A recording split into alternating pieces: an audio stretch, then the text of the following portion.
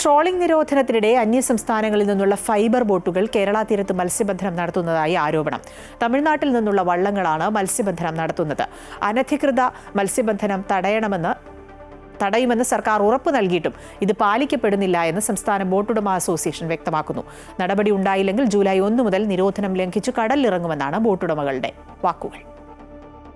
Trawling നിരോധനം നിലനിൽക്കെ കേരള തീരത്ത് അന്യസംസ്ഥാനങ്ങളിൽ നിന്നെത്തുന്ന ബോട്ടുകൾ അനധികൃത മത്സ്യബന്ധനം നടത്തുന്നതായാണ് പരാതി.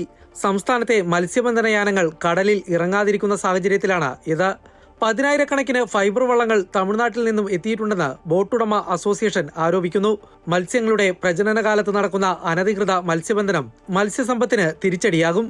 ഒരു 3-4 കൊല്ലമായിട്ട് ഈ പ്രതിഭാസം ഇവിടെ ഉണ്ട്. നിരോധനം തുടങ്ങുമ്പോൾ തമിഴ്നാട്ടിൽ നിന്നുള്ള ഫൈബർ വള്ളങ്ങൾ ഇവിടെ വന്ന് നമ്മുടെ അടിത്തട്ടിലെ ട്രോളിംഗ് ബോട്ടുകൾ പിടിക്കുന്ന മത്സ്യം മുഴുവൻ പിടിച്ചെടുക്കുന്ന ഒരു രീതിയുണ്ട്. കഴിഞ്ഞ കൊല്ലമായപ്പോൾ അത് കൊല്ലാതെ കൂടി.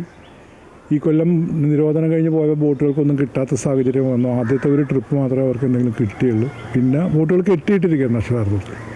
ഏതാണ്ട് 20% ബോട്ടുകൾ കടം കയറി സ്ക്രാപ്പിന് കൊടുത്തു, പൊളിക്കാൻ കൊടുത്തു. അതാണ് ഇന്ന് കേരളത്തിൻ്റെ ചിത്രം.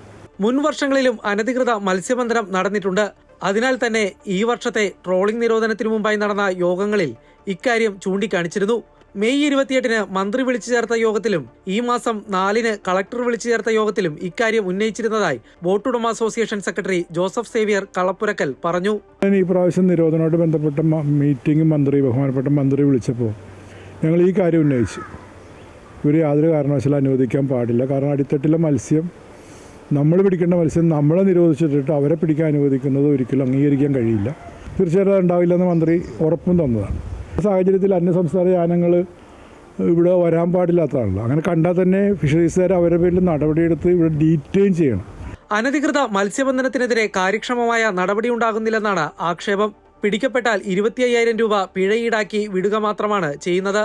കോസ്റ്റൽ പോലീസും അന്യസംസ്ഥാന ബോട്ടുകൾക്ക് ഒത്താശ ചെയ്യുന്നതായി ബോട്ടുടമകൾ പറയുന്നു. വിഷയത്തിൽ നടപടിയുണ്ടായില്ലെങ്കിൽ ജൂലൈ 1 മുതൽ നിരോധനം ലംഘിച്ച് കടലിലിറങ്ങാനാണ് ബോട്ടുടമകളുടെ തീരുമാനം. കിരൺകുമാർ, അമൃത ന്യൂസ്, കൊച്ചി.